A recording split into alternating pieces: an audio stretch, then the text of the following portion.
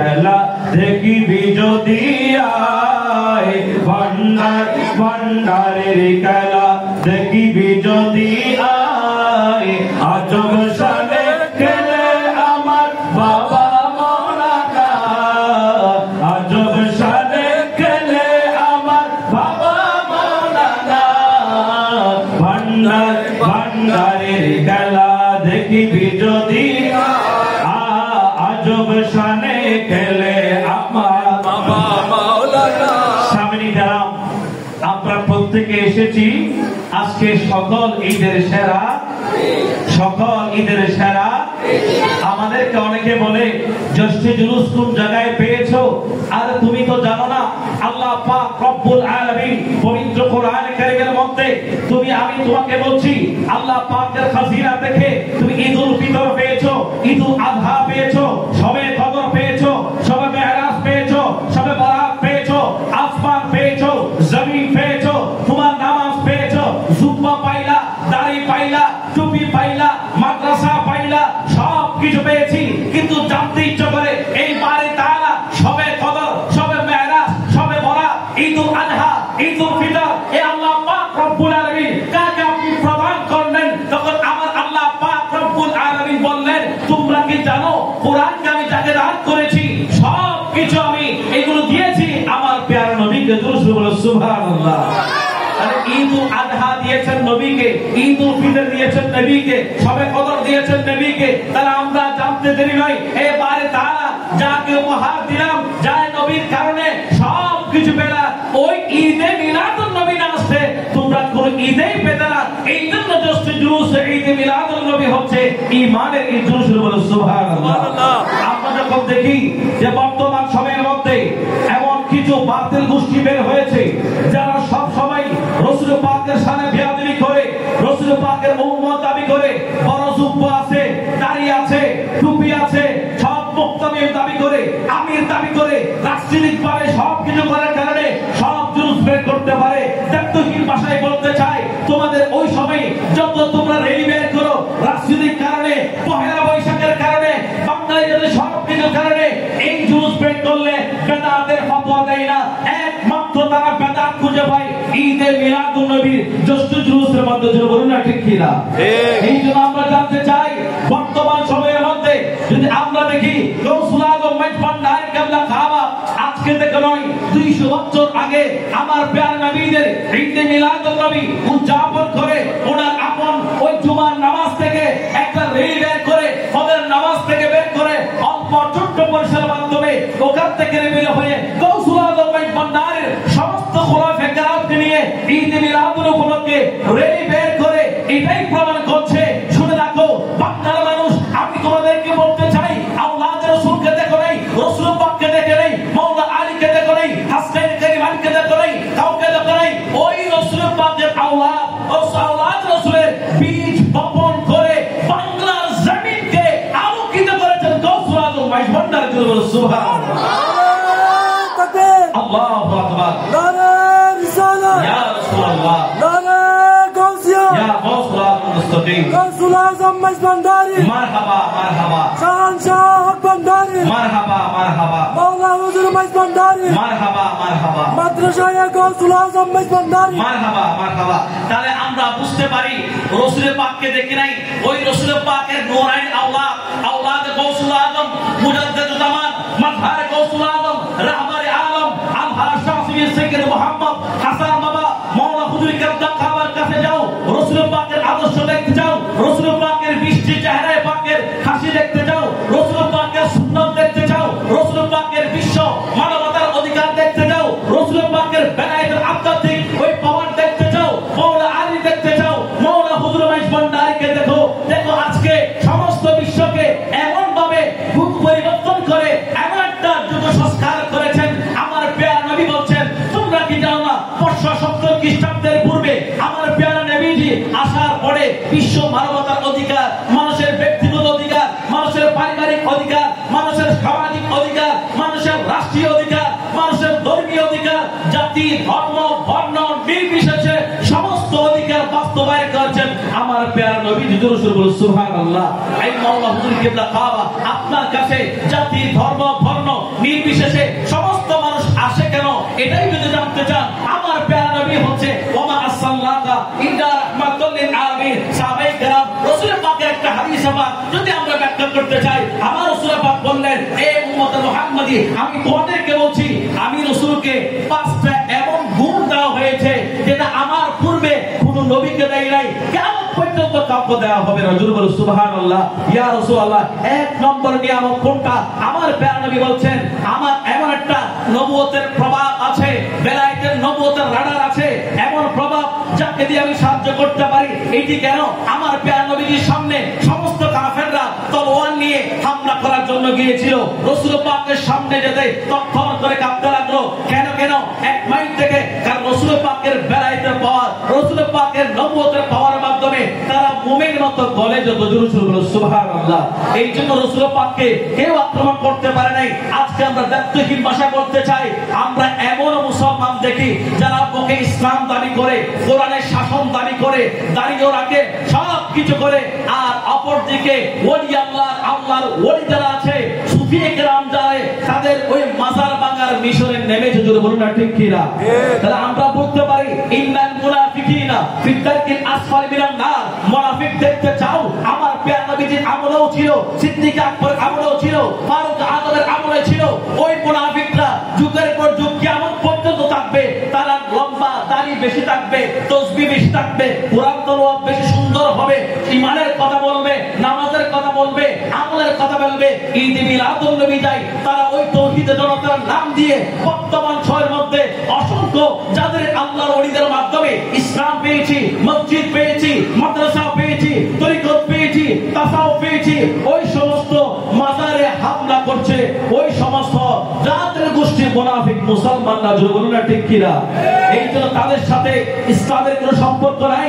আসো ইসলাম কাকে বলে? গৌসুল আজম মাইকবান্ডারি কিবলা কাবা দরবারে পাকের দিকে তাকাও, ইসলাম কাকে বলে? বর্তমান সময়ের মধ্যে সেই মুজাদ্দিদ হিসেবে আমরা দেখতে পারি।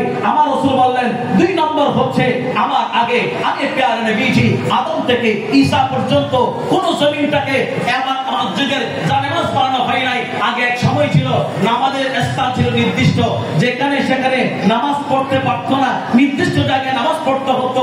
আমার প্যারা নবী বলছেন, আল্লাহ পাক রব্বুল আলামিন আমাকে দান করেছেন এমন একটা জিনিস, সেটা হচ্ছে আমি রাসূল পাকের কারণে গোটা জমিনটাকে আল্লাহ পাক জায়নামাজ বানিয়ে দিয়েছে। জোরে বলুন সুবহানাল্লাহ। যার কারণে যেখানে সেখানে নামাজ পড়তে পারি। একজন মুসলমান যদি সেই কৃষি জমিতে থাকে ওখানে নামাজ পড়তে পারে, রেলওয়ের মধ্যে থাকলে নামাজ পড়তে পারে, হাসপাতালে থাকলে নামাজ পড়তে পারে। তাহলে আমরা ওই প্যারা নবীজির কারণে আজকে গোটা জমিনটাকে মসজিদের স্থান বানিয়ে দিয়েছে। প্রত্যেক মুসলমানরা নামাজ আদায় করে থাকে। আমরা আফসোসের বিষয়, তাদেরকে বলতে চাই, রাসূল পাকের কারণে মসজিদ পেয়েছো, রাসূল পাকের কারণে যাই নামাজ পেয়েছো, রাসূল পাকের কারণে রুকু পেয়েছো, রাসূল পাকের কারণে তাসাহুদ পেয়েছো, রাসূল পাকের কারণে তাকবীর পেয়েছো। সব কিছুর পাওয়ার পড়বে ওই সমস্ত মোল্লারা ওই মসজিদের মিম্বরে দাঁড়িয়ে দাঁড়িয়ে আমার ঈদে মিলাদুন নবীর বিরুদ্ধে কথা বলে। জোরে বলুন না ঠিক কিনা? ওই সমস্ত মুনাফিক থেকে সাবধান। আমার রাসূল পাক বললেন 3 নাম্বার যেই বৈশিষ্ট্য দেওয়া হয়েছে সেটা হচ্ছে আমি রাসূলকে আমার জন্য গনিমতের মাল হালাল করা হয়েছে। জোরে বলুন সুবহানাল্লাহ। আমার রাসূল পাকের আসার কারণে যুদ্ধ লব্ধ মাল যেগুলো অক্রয় শক্ত জব্দ করত, ওই মালগুলোকে বক্ষণ করতে পারতো না, ওগুলো জ্বালিয়ে ফেলতো। কেন? ওই সময় বিধান ছিল, আমার রাসূল পাক বলছেন আমি তো রাহমাতুল লিল আলামিন নবী, আল্লাহ পাক রব্বুল আলামিন আমাকে এমন দান করেছেন ওই যুদ্ধ লব্ধ গনিমতের মাল আমি রাসূলের কারণে হালাল করা হয়েছে। জোরে বলুন সুবহানাল্লাহ। আমার রাসূল বললেন 4 নাম্বার যে নিয়ামত আল্লাহ পাক আমাকে দিয়েছেন সেটা হচ্ছে আমি রাসূল পাককে শাফাআতের কুবরার মালিক বানিয়ে দিয়েছেন। জোরে বলুন সুবহানাল্লাহ। কিয়ামতের ময়দানে আপনার মা বাবা পুত্র সন্তান কেউ আপনাকে চিনবে না, ওই যে শাফাআত করিবেন রাসূল পাক সাল্লাল্লাহু আলাইহি সাল্লাম আদমকে প্রশ্ন করলাম, আদম আপনি কি বলেন? আদম বলতে লাগলো আমি ওই রাসূল পাকের সুপারিশ ছাড়া আমি কিছু করতে পারবো না। রূহ কাছে গেলাম, নূহ আলাইহিস সালাম বলল ওই হাবিবে কিবরিয়া ইমামুল আম্বিয়ার সিগনেচার ছাড়া আমি সুপারিশ করতে পারবো না। মুসা কালিমুল্লাহর কাছে গেলাম, মুসা কালিমুল্লাহ বলতে লাগলো ওই রাসূল পাক সাল্লাল্লাহু আলাইহি সাল্লামের সিগনেচার ছাড়া রাহমাতুল লিল আলামিন হায়াতুন নবী, জিন্দা নবী, নবী পাক, রাসূল পাক, গায়েব কি খবর তেরা বারা শাফাআত কুবরার মালিক রাসূল পাক যতক্ষণ পর্যন্ত সুপারিশ করবেন না ততক্ষণ পর্যন্ত কেউ সুপারিশ করতে পারবে না। জোরে বলো সুবহানাল্লাহ। আমার রাসূল বলবেন এই বন্ধুরা গো আল্লাহর বান্দা সর্বপ্রথম যাদের জন্য সুপারিশ করব উম্মতি উম্মতি বলে তোমার আমার পাগল আশিক যারা আছো যারা দূর দূরান্ত থেকে জশ্নের জুলুসের জন্য ছুটে এসেছে মিলাদুন নবীর কাছে ছুটে এসেছে আজকে তাদের জন্য সুপারিশ করব তাহলে বোঝা যায় আমার প্রিয় নবীকে শাফাআতের কুবরার মালিক বানিয়ে দিয়ে। জোরে বলো সুবহানাল্লাহ। সর্বশেষ সেটা বলে আমি বক্তব্য শেষ করছি, সেটা হচ্ছে আমার রাসূল পাক বললেন 5 নম্বর নিয়ামত যেটি আল্লাহ পাক আমাকে দান করেছেন যেটা অন্য কোন নবীকে দান করেন নাই, সেটা হচ্ছে আদম থেকে ঈসা পর্যন্ত সমস্ত নবীকে নির্দিষ্ট গোষ্ঠীর জন্য পাঠানো হয়েছে, নির্দিষ্ট সম্প্রদায়ের জন্য পাঠানো হয়েছে, কিন্তু আমার রাহমাতুল লিল আলামিন নবী বললেন এই বান্দারা শুনে রাখো উম্মত মুহাম্মদ শুনে রাখো আমি রাসূল তো ওমা সাল্লাকা ইল্লা রাহমাতাল লিল আলামিন আমি রাসূলকে নির্দিষ্ট গোত্রের জন্য নয় নির্দিষ্ট সম্প্রদায়ের জন্য নয় আমি রাসূলের পাকে আল্লাহ পাক সমস্ত জাহানের জন্য রহমত স্বরূপ পাঠাইছে। জোরে বলে সুবহানাল্লাহ।